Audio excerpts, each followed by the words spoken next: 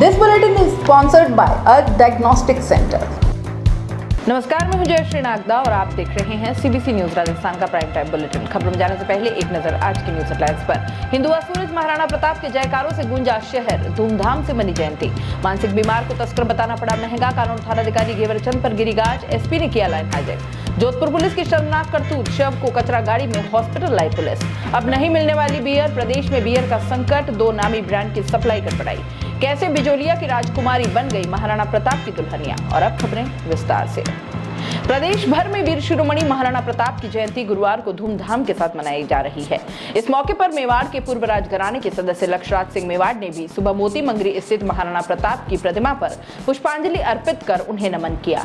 इससे पहले प्रतिमा के आगे विधिवत हवन और पूजा अर्चना हुई। इस मौके पर ईशा फाउंडेशन के संस्थापक सदगुरु जग्गी वासुदेव ने भी महाराणा प्रताप को नमन कर पुष्पांजलि अर्पित की।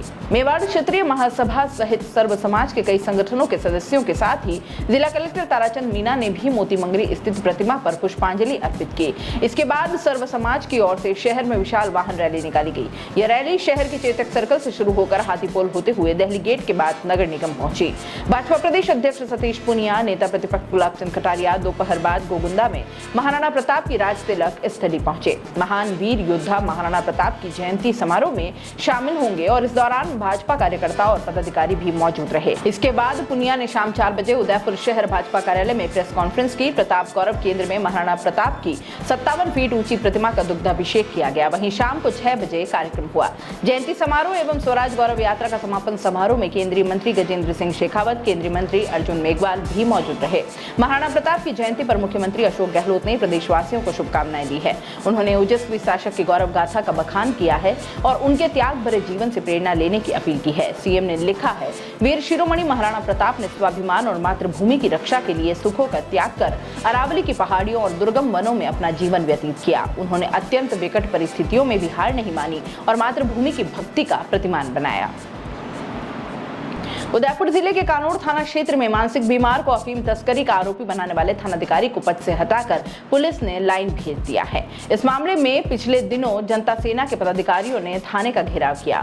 जनता सेना ने बबलू सिंह को दोष मुक्त करने और दोषी पुलिसकर्मियों के खिलाफ कार्रवाई करने की मांग की थी।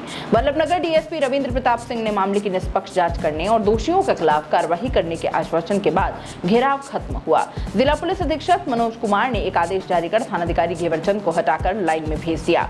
कानोड़ थाना क्षेत्र के गढ़पुरा में पुलिस ने 35 वर्षीय मंदबुद्धि युवक बबलू सिंह को 40 ग्राम अफीम के साथ गिरफ्तार कर उसे जेल भेज दिया, जिसके बाद से क्षेत्र में बीते 15 दिनों से विरोध जारी है। करनी सेना सहित जनता सेना की ओर से भी बबलू सिंह को दोष मुक्त करने का मामला लगातार उठाया गया और वहीं इस मामले को लेकर क्षेत्रीय विधायक प्रीति गजेंद्र सिंह शेखावत ने भी मुख्यमंत्री से मिलकर दोषियों के खिलाफ कार्रवाई की मांग उठाई थी। 16 मई को पुलिस ने बबलू सिंह को गिरफ्तार किया था। 19 मई को परिवार की ओर से उच्चाधिकारियों को परिवाद देकर बबलू सिंह को गलत मुकदमे में फंसाकर जेल भेजने व दोषी पुलिसकर्मियों के खिलाफ कार्रवाई की मांग की गई थी। 21 मई को मामले में करनी सेना सहित जनता सेना और वल्लभनगर विधायक ने संज्ञान लिया। 23 मई को जनता सेना व करनी सेना ने कानोड़ थाने के घेराव की चेतावनी दी और फिर 27 मई को जनता सेना ने कानोड़ थाने का घेराव किया। 30 मई को कानोड़ में करनी सेना की बैठक में 2 जून के बाद चक्का जाम और पुनः थाने के घेराव की चेतावनी दी गई, जिसके बाद 1 जून को पुलिस अधीक्षक ने थानाधिकारी को लाइन हाजिर कर दिया।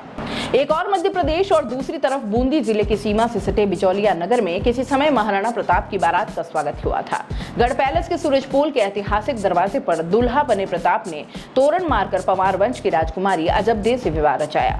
तब उनकी आयु 17 वर्ष और अजबदे की 15 वर्ष थी। मेवाड़ राज्य की सीमाओं की सुरक्षा के लिए हिंदुआ सूरज प्रताप सुरक्षा के दृष्टिकोण से बिचौलिया आते रहते थे। इतिहासकारों के अनुसार इसी दौरान उनका परिचय कुमरानी अजबदे से हुआ। कर्नल टॉड ने अपनी किताब analysis and activity of Rajasthan में इसका जिक्र किया है। टॉड ने लिखा है कि विवाह के बाद महारानी अजबदे को पूरे मेवाड़ क्षेत्र में रानी मीराबाई जैसा सम्मान प्राप्त था। उन्होंने हल्दीघाटी युद्ध के समय प्रताप के साथ जंगलों में भी खुशी खुशी जीवन बिताया।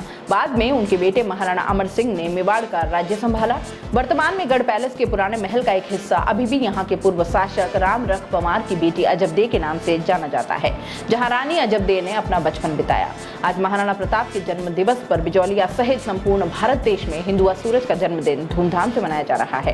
गढ़ पैलेस के कुंवर सौभाग्य सिंह ने बताया कि महाराणा प्रताप का ससुराल बिचौलिया होना क्षेत्र के लिए गर्व की बात है। आज भी महल का एक पुराना हिस्सा मौजूद है जहां बाईसा अजबदेव का बचपन बीता था। पूर्व में टेलीविजन पर भारत का वीर पुत्र प्रताप नाम से इसी आधार पर एक डेली सोप का प्रसारण भी हो चुका है।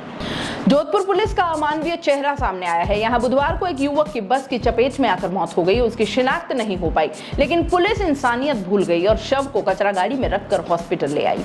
इसके लिए पुलिस ने वहां से गुजर रहे कचरा गाड़ी को खाली करवाया। इधर मामला सामने आने के बाद इसकी जांच एसीपी प्रेम धंडे को सौंपी गई है। बुधवार को शहर के पाल रोड पर सुबह 6 बजे पुलिस पहुंची। पुलिस अधिकारियों ने बताया कि प्रारंभिक जांच में सामने आया कि घटना बरकतुल्ला खान स्टेडियम के पास की है। यहाँ देर रात कई सिटी बस खड़ी रहती है। बिलाड़ा निवासी देवेंद्र प्रजापत देर रात सिटी बस के नीचे आकर सो गया।